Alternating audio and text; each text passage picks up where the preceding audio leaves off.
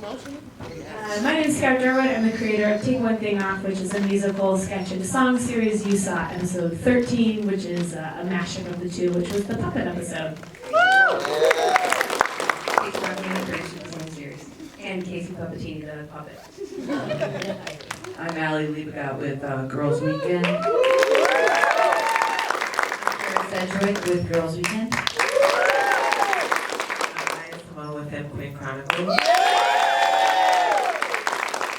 I'm David Royster with App Queen.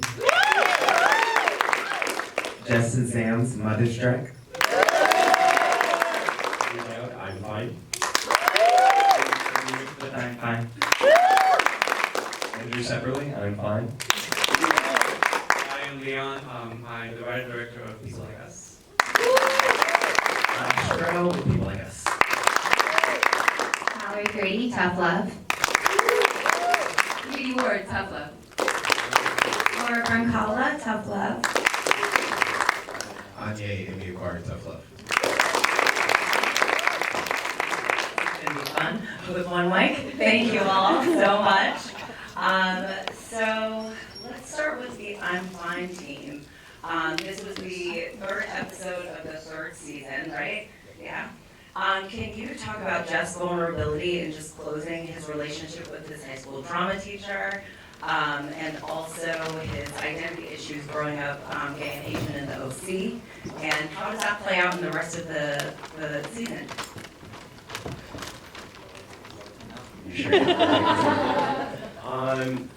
What was the question one more time? So how does the relationship with the high school drama teacher play out?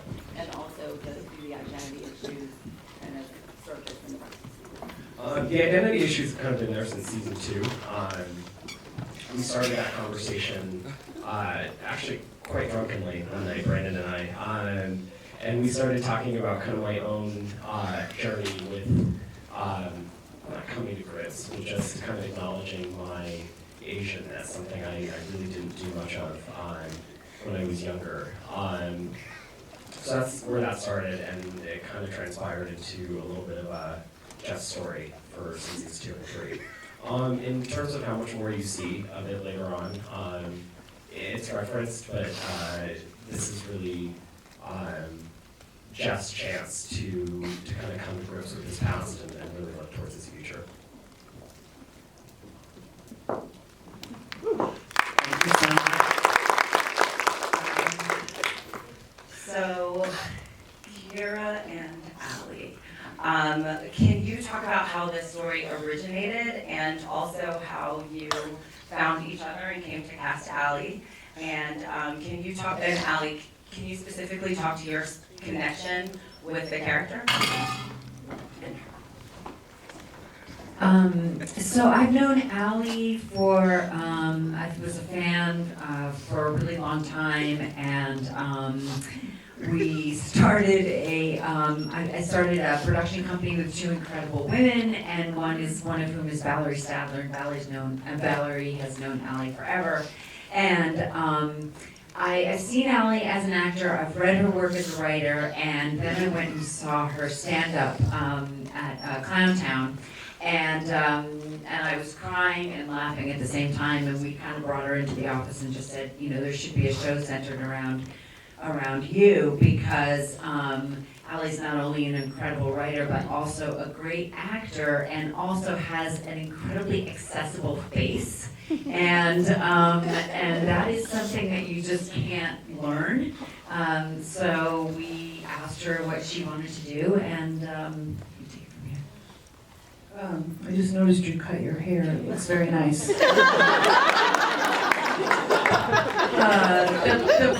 We made this as a proof of concept to try to sell a show. But as you know, Hollywood has terrible taste and no one bought it. But we're grateful to be here at Outfest.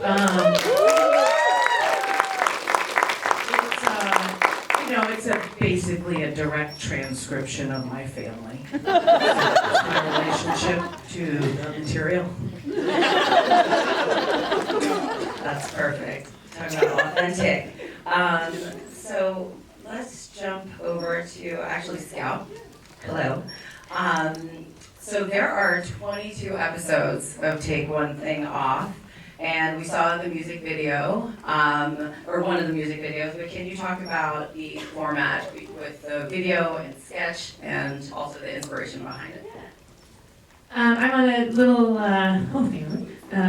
Now it feels like a TED Talk.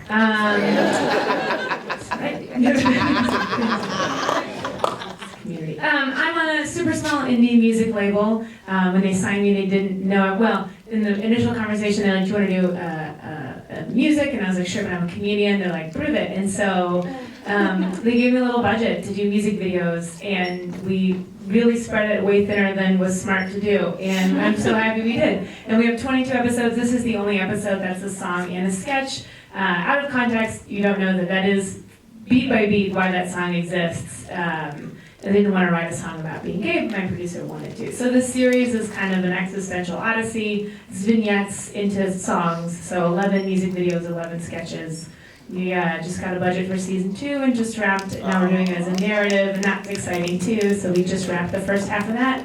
11 music videos, and we're down, and we're done. So that's harrowing. I don't know how we're going to do it. Thank you so much. You can find all my stuff. I have a YouTube channel, so Scout Durwood is my name, and then Take One Thing Off. I think the hashtag shows up now in searches. My incredible producer, Casey Buckman, behind me. Hello, how are you? Thank you. Yes, always make sure your DCP works prior to the start. Yes. Okay, so Leon and Josh from People Like Us. Where are you guys? There you are. So we were able to see episode 1 of season 2, and correct me if I'm wrong, but People Like Us is the first LGBTQ series in Singapore? That's right.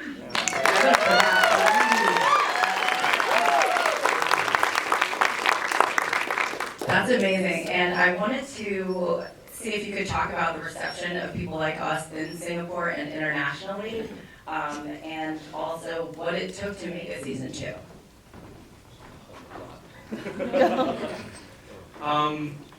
Season 1 was, season 1 was really well received. We did it as a web series because of some censorship laws and stuff. So that's why it's on the web. But season 1 did really well, especially in the US. We did license it to Here TV and I think Revry. And also it went to a couple festivals, won some awards. And then 2 years later, we finally got some funding to do season 2, which was a long time coming. And it's just incredible because we never thought season 1 would happen and never expected the success that it would have had. But in terms of reception, it's been really interesting. Obviously, there's a huge demand for such content because in a lot of Asia, a lot of countries in Asia, because of censorship, such content is not really allowed or viable in a sense. So the series is made in partnership with a nonprofit called Action for AIDS in Singapore, and they do a lot of HIV advocacy and education and things like that. And so they approached me to do a series that's about the gay community, but then also having certain educational messages. That's why we have like PrEP and trans-sex and things like that. And yeah, reception's been great. There's definitely a demand for it. Interesting comments, interesting observations would be, say, from neighboring countries in Malaysia or Indonesia, which are Islamic countries, and so they would be in danger of being gay most of the time. And so we have a lot of fans from those countries who will post comments like, say, oh, love from Malaysia, love from Indonesia, because we do have a Muslim identifying character in this one, and so that I think really reached out to that audience. Yeah. But I'm sure Josh can add more. Yeah, I mean, like, just to elaborate a little bit, like, Singapore, it is still technically illegal to be gay in Singapore. With Taiwan being the first country of the Southeast Asian region being marriage equality. I can't, because I'm beside myself that we're here and sharing the stage with these beautiful people. So yes, for being the first series, before I got cast into this show, I've been an actor in Singapore for a couple of years. I'm from Colorado, as you can tell my accent and And within the youth community, like when they found out there was a project like this, I had a bunch of outreach from the kids that I was sort of working with in these schools, and they were like, we don't have anything to teach us about sex because parents don't even want to talk about sex. Like their birds and the bees talk over there is like almost minimal, and it's almost like they just want to tell you Google it.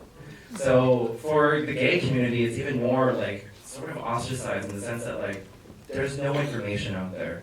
So for the reception, I think for the country itself, I personally am so touched because I get all these kids sending me messages being like, thank you. We know it's gonna be okay. So it is, and I mean, I personally, even with I'm Fine, and I so relate to that, I didn't know I was Asian until I was 10. Honestly. Here in Colorado, one of 3 Asians in my high school, and like, I really thought I was white for a while. And my dad's white too, so I was like, okay. But yeah, yeah, I think that answers the question.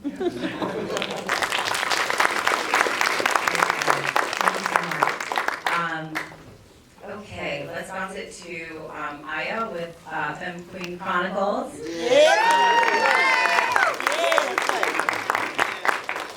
Aya, can you talk about the inspiration behind this show and Detroit specifically as a setting for this very upbeat, fun kind of comedy centering Black trans women? Talk about it, girl. Hey, what's tea, y'all? So kind of the inspiration of Femme Queen Chronicles is kind of simple. Like, you know, you get, like back in 2015 with the transgender point with like Laverne on the cover, we had kind of like this uptick in stories and kind of, and sometimes like very tragic stories around like trans women of color. And I was also dealing with my own grief of losing some community members over the years in Detroit. And so FQC was kind of like a reprieve from that. It was kind of just like, hey, I just want to get on the camera and keep, you know what I'm saying? And also, it was really important to me to have like Black trans women in front of and behind the scenes.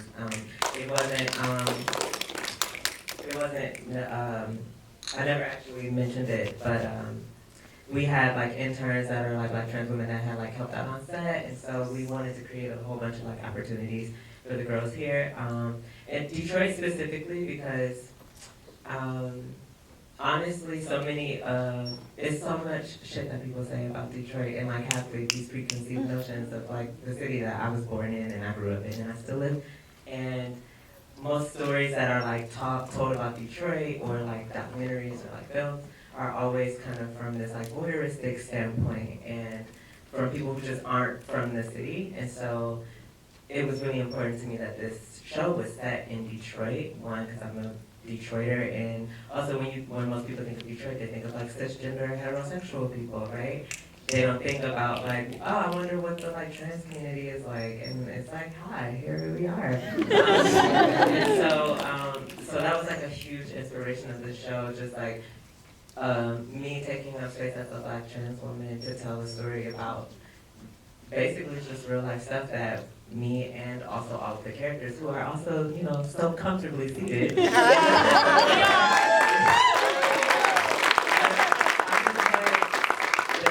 I'm obsessed.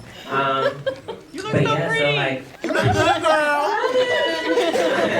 but yeah, like, so that was like the whole kind of like ethos and inspiration for it.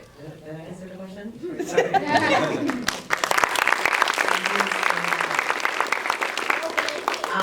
I want to pop it to the representative for Motherstruck. I was wondering how you came to the project. I know the project is based on Stacey Ann Chin's One Woman Show, which was produced by Cynthia Nixon, or directed by Cynthia Nixon maybe, and then produced by Rosie O'Donnell. And I wanted to see kind of, if you could speak to like that transformation, or at least how you came to that project.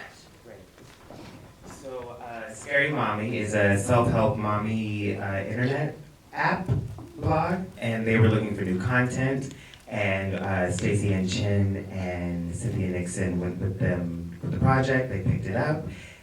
For me, I'm just an actor in New York. I went in for the job, but I would speak on being vulnerable shooting that specific scene because I never really had the experience of thinking that I would be a father or donating sperm, but working on that set, it was a all lesbian team and they want my babies. So that was pretty nice, you know. Daddy, no strings attached. So yeah, so that's how I came about. Yeah.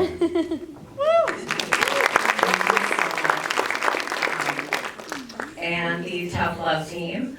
Can you talk about the inspiration behind the show and also your approach to the main character's bisexuality?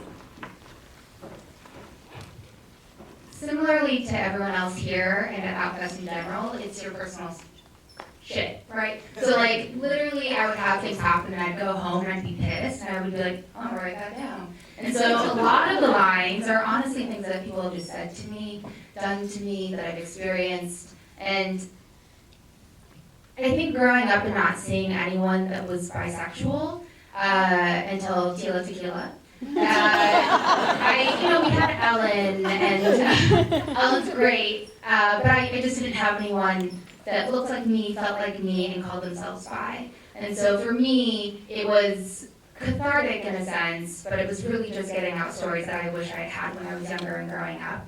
And we're getting better. I mean, dear God, we totally are, but it was really just giving one of many voices to someone who is bi, because that's not the only story. There are many different stories. Thank you so much. And last but not least, Damon from Av Queen. I wanted to know how your background with Second City informed the format and writing, and also where the series goes from here, and does the kind of fighting, racial commentary, and all that kind of continue? Thank you. Yeah, so I'm from Chicago. Yeah, really? Oh, thank you. Yeah, so I mean, it's been a while since we filmed that. I forget what was on the page, what was improvised. Everyone you saw is a Chicago improviser on that set. And yeah, definitely use just, what's the phrase? Like, the best idea is the winning idea. So if someone had an idea for a line or an alt line or something, we went with that, and we just had a lot of fun filming that. In terms of where the series goes, what I really wanted to do as a poor Chicago comedian was find the thing I could do that could be filmed the cheapest. So it's, yeah, right? I think we all agree. So there's just multiple doorway scenes, like different men, like they were saying, based on true dating app experiences. But yeah, it's always in the back of my head to continue it further. I would love to explore just the fetishizing of black gay men when it comes to white gay men, because it happens a lot.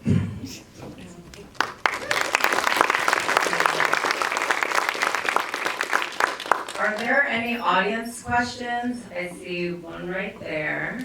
Okay, the closing credits of all of them were so diverse, and especially Kira and Ali, your production team seemed like it was 90% women.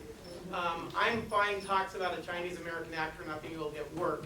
How much do you find that the people working on your production teams are or aren't breaking through in the bigger entertainment industry?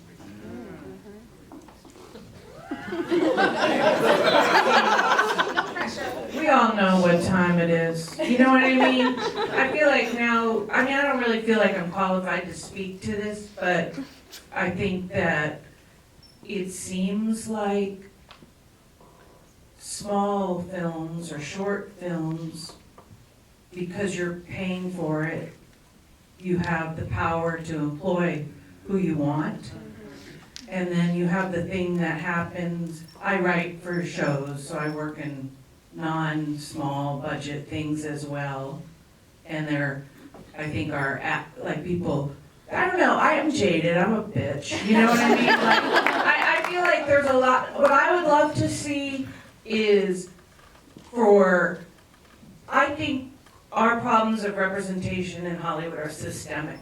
And I think that you can't just keep buying shows from the status quo and then want to sprinkle in some diversity in the room. That's what I think, but I'm a bitch.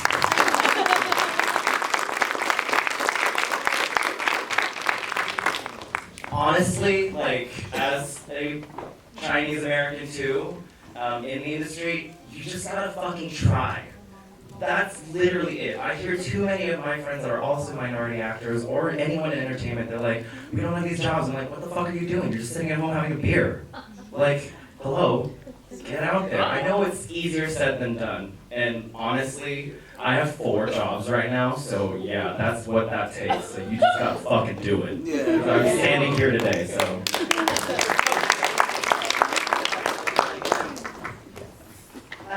So 2 notes. One, when you work independently, you're literally pulling from your friend group. So the more diverse your friend group, the more diverse your group is going to be. And secondly, I work for a major studio, and there's lots and lots of initiatives right now to change that on a systemic level. But it starts with the movies and television shows that you watch.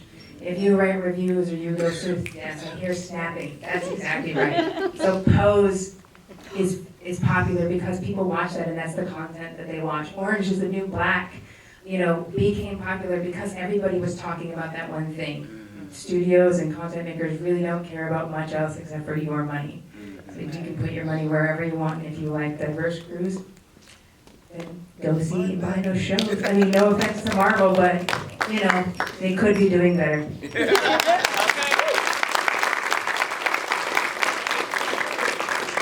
Hi guys, I'm one of the producers from Trouble Up. I lived here for 10 years and I moved to Atlanta. And I can say, speaking specifically as a woman in film and a woman that works in an executive position, it is really hard. Like, as a woman, you have to work twice as hard. I worked with male executive producers that literally, I was like, you don't have a master shot. Master is like the big wide shot. And it was boys club, 2 male executive producers and a male DP. And I'm standing there going, you guys don't have this coverage. They didn't listen to me, and it was a total boys club. Oh, he's got it, he knows what he's doing, blah, blah. Okay, all right. And don't you know that a week later I got a phone call that was like, we have to go back and shoot that scene because we don't have a master. Never again did they ever stop me from doing that, but I just in that moment on the first day on set had to just make my voice louder, and now every time I walk on set I try to be and I've worked with all-female crews, which is awesome and rare. But I will say it is getting better, and there are more women on set in executive positions and traditionally male roles. But the only way that we can do that is if all these people, all of us and all of you are open to giving people the fair shot without judging them, no matter who they are. We have what race they are, what color they are, what sex they are, what sex they were and what they are now. You have to just give people a chance, and that starts with all of these people equally employing and giving people opportunities. So, thank you so much. Are there any other questions from the audience at all? Okay, well, it seems we are out of time as well, so thank you. So just